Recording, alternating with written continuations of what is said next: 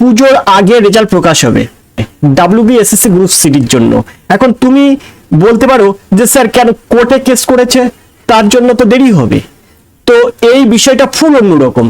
তোমাদেরকে আমি আজকে এই রেজাল্ট সংক্রান্ত একটা ছোট আপডেট দেব, যেটা কিন্তু তোমাদের জন্য খুবই গুরুত্বপূর্ণ। এছাড়াও এই পরীক্ষায় নতুন করে কাট অফ কত যেতে পারে আমি তোমাদেরকে কিন্তু একটা লিস্ট করে দেখাবো, যে SC ST OBC জেনারেলদের কিন্তু এই কাট অফ যাবে, যেহেতু 17% থেকে 7% হয়েছে, তাই কিন্তু এই কাট অফ যাবে। আমি তোমাদেরকে দেখাবো, তোমরা ক্লাসটা প্রথম থেকে শেষ পর্যন্ত একটু ধৈর্য ধরে দেখো, তোমরা অবশ্যই বুঝতে পারবে।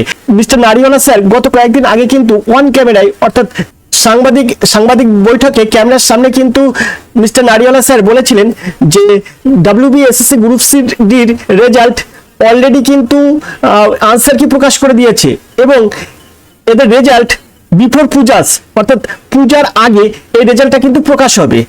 তো সেটা তোমরা ইতিমধ্যেই আর এডুকেশন স্কুলের পর্দায় তোমরা দেখে ফেলেছো। তো WBSSC গ্রুপ সিডির রেজাল্ট এক্স্যাক্টলি কিন্তু পুজোর আগেই প্রকাশিত হচ্ছে। তুমি এই কথার পরিপ্রেক্ষিতে এখন বলতে পারো স্যার কিভাবে জানলেন যে রেজাল্ট এই পুজোর আগে প্রকাশ হবে? তোমরা এটা ভেবে নিতে পারো যে কোর্টে কেস হয়েছে, তাহলে কোর্টে যখন কেস হয়েছে তাহলে রেজাল্টটা প্রকাশ হবে না। হ্যাঁ, এটা তুমি ভেবে নিতে পারো, কিন্তু এই কেসে কোনো রকম প্রতিফলন পড়বে না WBSSC গ্রুপ সিডির ক্ষেত্রে। এরও কিন্তু কিছু কারণ আছে, কারণটা আমি আজকের ক্লাসে বলবো না। আমি তোমাদেরকে জাস্ট WBSSC গ্রুপ সিডির রেজাল্ট পুজোর আগেই প্রকাশিত হবে, এটা আমরা একটা ইন্টারনাল সংবাদ কিন্তু তোমাদের সামনে তুলে ধরলাম। দেখো, বিষয়টি হচ্ছে, তোমাদের মনে এখন প্রশ্ন হতে পারে যে রেজাল্ট WBSSC গ্রুপ সিডির রেজাল্ট পুজোর আগে রেজাল্ট যদি প্রকাশ হয় সেটা আবার কবে, সেটা কবে? এখন দেখো, পুজোর মহালয়া শুরু হচ্ছে তোমার কত তারিখে শুরু হচ্ছে? কিন্তু 10 অক্টোবর। এখন 10 অক্টোবর 2026 কিন্তু মহালয়া শুরু হচ্ছে।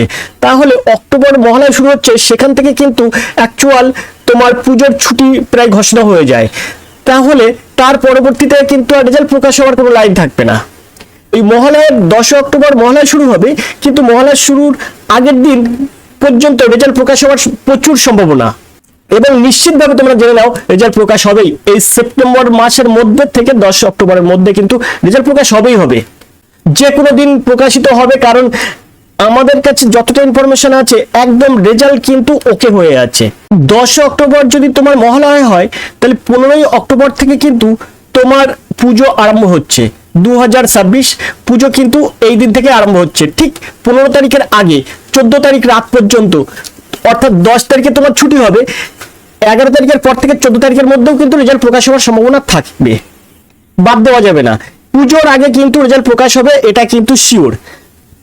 কারণ রেজাল্ট কিন্তু একদম কমপ্লিটলি হয়ে আছে, যখন তখন কিন্তু রেজাল্ট প্রকাশিত হবে। WBSSC গ্রুপ সিডির রেজাল্ট কিন্তু সেপ্টেম্বরের মধ্যে অর্থাৎ সেপ্টেম্বর থেকে অক্টোবর 10 তারিখ পর্যন্ত এর মধ্যে প্রকাশিত হবে। না হলে কিন্তু ওই যে বললাম 10 তারিখের পরে 4 দিন থাকবে, 4 দিনের মধ্যে কিন্তু প্রকাশ হবে। কারণ এতটা কিন্তু ইনফরমেশন আমাদের কাছে আছে। এবং তোমরা যারা রেজাল্ট নিয়ে চিন্তায় আছো, তোমরা দেখবে অবশ্যই কিন্তু, যেহেতু মিস্টার নারিওয়ালা স্যার কিন্তু বলেছেন, WBSSCর চেয়ারম্যান কিন্তু বলেছেন, সেই মতো কিন্তু হবে, রেজাল্ট কিন্তু প্রকাশ হবে। এখন বিষয় হচ্ছে যে এই তারিখে রেজাল্ট প্রকাশ হওয়ার পরে তোমরা অবশ্যই পিডিএফটা পেয়ে যাবে। রেজাল্ট প্রকাশ হওয়ার সাথে সাথে লিঙ্ক দেওয়া হবে, সেখান থেকে তুমি সঙ্গে সঙ্গে পিডিএফটা পেয়ে যাবে। এখন তোমার রেজাল্ট তো প্রকাশ হলো, এখন তুমি পাস করলে না ফেল করলে, এই দুটোর মধ্যে কোনটা হবে? তুমি পাস করলে না ফেল করলে? এখন পাস করতে গেলে তোমার কিছু মানে মার্ক লাগবে, আর ফেল করার তো কোনো মার্কই হয় না। পাস করতে গেলে তোমার কত মার্ক লাগবে, সেই কাট অফটা তোমাদের একদম নিখুঁত কাট অফ দেবো। যেহেতু 17% থেকে 7% এসছে ওবিসি, 7% ওবিসি আছে। এই 7% ওবিসির যে 7% ধরে সিলেক্ট হওয়ার জন্য এসসিদের কিন্তু SC ST বা জেনারেলদের অনেকটা সুবিধা হয়েছে। সেই সুবিধা অনুযায়ী কাট অফ কত হতে পারে, আজকের ক্লাসে আমি একদম এক্স্যাক্টলি কাট অফ কত হবে সেটা আমি তোমাদেরকে দেখাচ্ছি। চলো আমরা দেখছি। তো দেখো, এখানে আমরা কিন্তু লিখেছি সম্ভাব্য cut off marks, expected cut off. দেখো, ক্যাটাগরি অনুযায়ী কিন্তু জেনারেল বলেছি, তারপর দেখো গ্রুপ সির সম্ভাব্য কাট অফ, গ্রুপ ডির সম্ভাব্য কাট অফ। তো জেনারেলদের ক্ষেত্রে কাট অফ যাবে কিন্তু 60-এর মধ্যে, দেখো আউট অফ 60 দিয়েছি, কিন্তু 60-এর মধ্যে তুমি পাবে 54 থেকে 56 মার্কস, তাহলে কিন্তু তোমার জেনারেলে পাস করে যাবে গ্রুপ সির ক্ষেত্রে।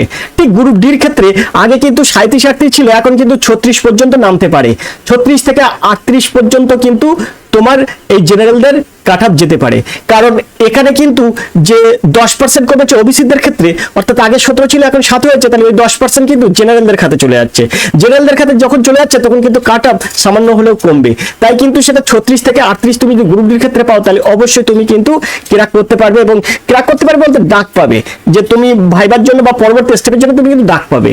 ঠিক ওবিসিদের ক্ষেত্রে কত আসছে, 52 থেকে 54 মার্কস, 52 to 54, এটা হয়তো সামান্য একটু পরিবর্তন হতে পারে, তবে 52-54 মার্কস যদি 60-এর মধ্যে তুমি পেয়ে থাকো ওবিসি, তাহলে তুমি কিন্তু ডাক পাবে।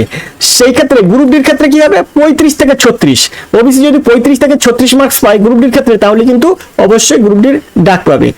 এখন এসসি দেখবো, এসসিদের ক্ষেত্রে 50 থেকে 52, অর্থাৎ 60-এর মধ্যে তুমি যদি 50 মার্ক পাও গ্রুপ সির ক্ষেত্রে, তাহলে কিন্তু তুমি ডাক পাবে। ঠিক এসসির গ্রুপ ডির ক্ষেত্রে 32 থেকে 40, এই 32 থেকে 34, এই মার্কস কিন্তু আরেকটু কমতে পারে, অর্থাৎ 31ও হতে পারে, 32-এর না 31ও হতে পারে, 31 থেকে 33 এরকম মার্কস কিন্তু গ্রুপ ডির ক্ষেত্রে ডাক পাবে যারা এসসি আছো। আর এসটিদের ক্ষেত্রে দেখো, এসটিদের ক্ষেত্রে 48 থেকে 50 মার্ক, অর্থাৎ 60-এর মধ্যে তুমি যদি 48 থেকে 50 পাও তাহলে গ্রুপ সির ক্ষেত্রে তুমি কিন্তু ডাক পাবে। ঠিক তেমন ভাবে গ্রুপ ডির ক্ষেত্রে কি পাবে, 30 থেকে 32 মার্কস, অর্থাৎ তুমি যদি 30 পাও গ্রুপ ডির ক্ষেত্রে 40-এর মধ্যে, তাহলে তুমি কিন্তু মানে অবশ্যই ডাক পাবে। 30 থেকে 32 পেলে এসটিদের ক্ষেত্রে তুমি ডাক পাবে। তো দেখো এখানে 17% থেকে কমে যখন 7% হচ্ছে, তারপরে যে কাট অফটা আমরা তোমাদের সামনে তুলে ধরেছি, এই কাট অফ মার্কসের মধ্যে তুমি যদি থাকতে পারো তাহলে তুমি কিন্তু অবশ্যই ডাক পাবে পরবর্তী স্টেপের জন্য। আর রেজাল্ট কিন্তু খুব শীঘ্রই প্রকাশ হচ্ছে, তুমি মনে করতে পারো সেপ্টেম্বর মাসের মধ্যেই কিন্তু প্রকাশিত হতে চলেছে। এখন তোমাদের কাছে প্রশ্ন হতেই পারে, আমি পূর্বে যে প্রশ্নটা বললাম স্যার কোর্টে কেস হয়েছে, তাহলে এই বিষয়টার উপরে কি হবে, এই বিষয়টার উপরে কি হবে, এর প্রভাব কি আদৌ গ্রুপ সি গ্রুপ ডির ক্ষেত্রে পড়বে? আগামী একটা ক্লাসে তোমাদের এই নিয়ে ডিটেলস কিন্তু আলোচনা করছি, দেখতে থাকো চ্যানেলটি। পরবর্তী ক্লাসের জন্য অবশ্যই চ্যানেলের পর্দায় নজর রাখো, আর ক্লাসটি ভালো লাগলে অবশ্যই ক্লাসটি লাইক করবে, শেয়ার করবে, কমেন্ট করতে ভুলবে না। চলো আজকে ক্লাস এই পর্যন্ত, দেখা হবে পরের ক্লাসে, ততক্ষণ তোমরা ভালো থাকো, সুস্থ থাকো, ধন্যবাদ, তোমাদের দিন শুভ হোক।